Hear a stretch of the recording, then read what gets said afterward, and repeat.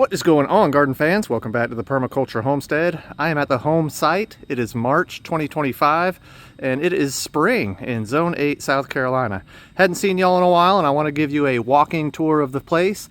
Every time I try to sit down and do an edited video, I just do not find the time. So, as always, I'm going to kind of stick with tradition and just give you a walkabout my home site food forest.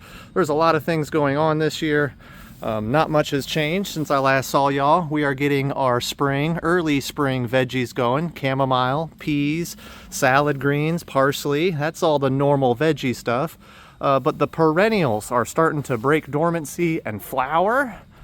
So our apricot tree here is just about full bloom. It's budding out, putting on flowers and budding. And this is part of a full guild that I have here, with the centralized apricot tree being the main crop. I have this heavily pruned and coppiced Elaeagnus multifloria as the nitrogen fixation for both the apricot and the pineapple guava that are right next door. Now, since I last saw y'all last year, garden fans, there has a lot been going on back here. I have finally got the gumption to take down two very dangerous pine trees. What that is going to do is open up some canopy space for me here in the homestead. I still don't think I'll be able to grow nut trees back here because we don't get enough sunlight, but all the fruit trees that I have should be getting enough sunlight moving forward. This is a peach tree in full bloom. We've got quite a few things growing on back here. With those trees that got chopped and dropped, by the way, those pines, I was able to get myself a good 3 or 4 inch deep layer of wood chips going on here. So we have a heavy mulch layer down right now. I'm still not down to soil. There we go. Now we're getting down to soil. So we have put down a good couple inches of thick pine chip mulch around the whole area.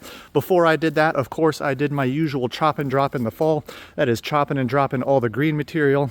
So as always, we are composting on site, dropping green material, putting brown material on top of that, and over time, that is what's going to create a really good soil for us. Got a patch of Elaeagnus multifloria here, not quite flowering yet. Here's another Elaeagnus. You're going to see that's kind of a theme here in my Zone 8 food forest. That is my main nitrogen fixation in the ground. And I use it in all my guilds. So more Elaeagnus, usually using it in between trees. So here we have a black mulberry, which here again is going to get a lot more sun with those pine trees taken down. And right next to it is a fig tree. Here again, feeding off of this Elaeagnus, the nitrogen that it's putting in the roots. As far as flowering trees, plums, we have plums in the back here that are flowering. This is a Santa Rosa and Methley plum, both starting to bloom out here in early March. And just to give you guys a look at all the wood chips I still got going. Oh yeah, still got a whole bunch of wood chips to be setting back here. So we are not quite done yet. The entire chicken coop and run area is probably going to look different in our next update. I'm expanding a little bit, kind of taking down this thing, putting up a standalone coop and run area that's fully enclosed to keep pests out, and I'll be able to house a few more than just the 4 chickens that I currently have. With the wood chips down, the place looks really kind of clean and sterile, believe it or not. Everything is looking good. More those plums flowering.